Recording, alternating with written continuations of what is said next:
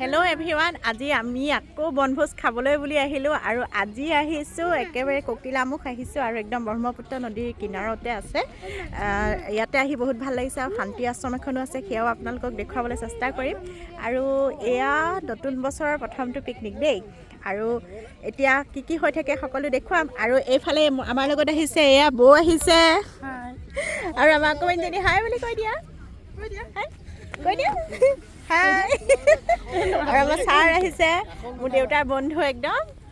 আৰু এইফালে দেউতা আহিছে আৰু আমাৰ আৰু দুজন আহিছে, সেই দুজন গাড়ীখন আনিবলৈ কৈছে, বস্তুখিনি তাতে আছে। আৰু এতিয়া আমি ইয়াতে ব্ৰেকফাষ্ট কৰিম, তাৰপিছত লাঞ্চ কৰিম আৰু সকলোখিনি দেখুৱাবলৈ চেষ্টা কৰিম আপোনালোকক। প্ৰথমতে আপোনালোকক মই দেখুৱাবলৈ চেষ্টা কৰিছোঁ ইয়াৰ শান্তিৰ আশ্ৰমখনৰ অকণমান দৃশ্য দেখিছেনে। চাৰিওফালে যেন এক শান্তি এনেকুৱা লাগিছে আৰু এক শান্তিময় পৰিৱেশত আছে এই আশ্ৰমখন। আৰু এইটো এটা ইয়াৰ পুখুৰী হয়, এখন বহুত ধুনীয়া ফুলনি হয়। শান্তি যে শান্তি ন বৌ? শান্তি। ভাল লাগিছে নাই? ভাল লাগিছে। ঘৰলৈ যাবলৈ মন নাই যোৱা। যোৰহাট জিলাৰ একেবাৰে ব্ৰহ্মপুত্ৰ নদীৰ কিনাৰতে এই শান্তি আশ্ৰমখন অৱস্থিত আৰু ইয়াৰ নামতেই যেন এক প্ৰশান্তি আছে এনেকুৱা অনুভৱ হৈছে। আৰু সনাতন ধৰ্মৰ লোকসকলৰ কাৰণে এই আশ্ৰমখন স্বামী নিগমানন্দই প্ৰচাৰ প্ৰসাৰৰ কাৰণে প্ৰতিষ্ঠা কৰিছিল 1912 চনৰ 5 বহাগত। আৰু তেওঁলোকৰ যিসকল দুখীয়া লোক আৰু ৰোগীয়া লোক তেওঁলোকৰ সেৱা শুশ্ৰূষাৰ কাৰণে এই আশ্ৰমখন প্ৰতিষ্ঠা কৰিছিল। ইয়াতে থকা খোৱাৰ বহুত ধুনীয়া সুবিধা আছে, সকলোৱে ইয়াতে নিজৰ ঘৰত থকাৰ নিচিনা অনুভৱ কৰিব পাৰে।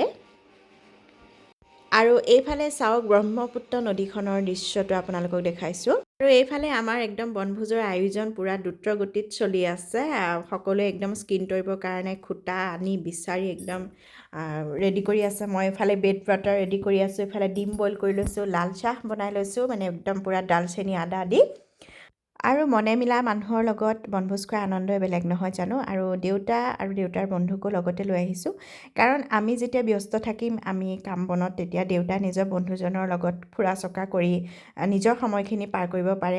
আৰু দুইজন এতিয়া ৰিটায়াৰ্ড শিক্ষক হয় আৰু সেইবাবে দুইজন ঘৰতে যিহেতু থাকে, সেইবাবে ভাবিছোঁ আমাৰ লগতে লৈ গ'লে তেওঁলোকো অকণমান মনটোতে ভাল পাব। কাৰণ দেউতাক যিমান পাৰোঁ সিমান সুখী কৰি ৰাখিবলৈ চেষ্টা কৰোঁ, সেইবাবে আমি যলৈকে যাওঁ দেউতাক লগতে লৈ যাওঁ।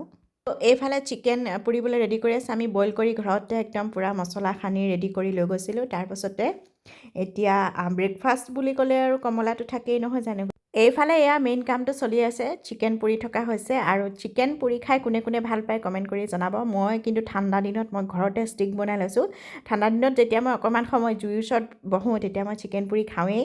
আৰু এইফালে আমি এয়া কমলা খাই আছোঁ।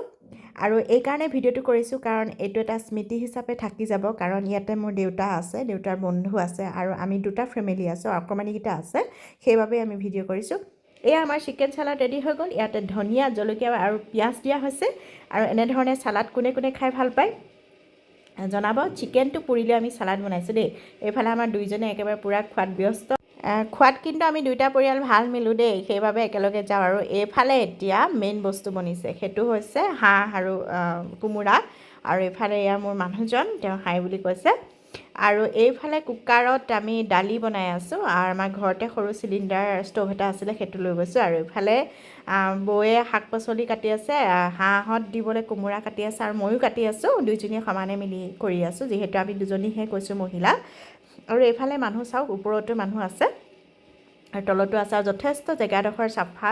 আৰু এইফালে আমাৰ ভাত খোৱাৰ সময় হৈ গ'ল। এইফালে আমি এয়া লৈ ল'লোঁ ভাতত। এতিয়া কি লৈছোঁ এয়া চাওক আপোনালোকে। মই দেউতাহঁতক সুধিছোঁ যে কেনেকুৱা হৈছে, ভালেই হৈছে। ছাৰে কৈছে যে সকলোতে নিমখ একদম ধুনীয়া জোখৰ হৈছে। এইফালে চালাড, বেঙেনা পিটিকা, তাৰপাছতে এয়া দালি, তাৰপাছতে হাঁহৰ মাংসটো আপোনালোকক দেখুৱাইছিলেই বনাওঁতে। আৰু আমাৰ অকণমানি কেইটাইও খাবলৈ বুলি লৈছে আৰু সকলোৱে কৈছে যে খানাটো বহুত বেছি টেষ্টি হৈছে। আৰু ময়ো শেষত খাবলৈ বুলি ল'লোঁ আৰু ভিডিঅ'টোৰ পৰাও বিদায় ল'লোঁ। আজিলৈ আহিছোঁ, বাই বাই।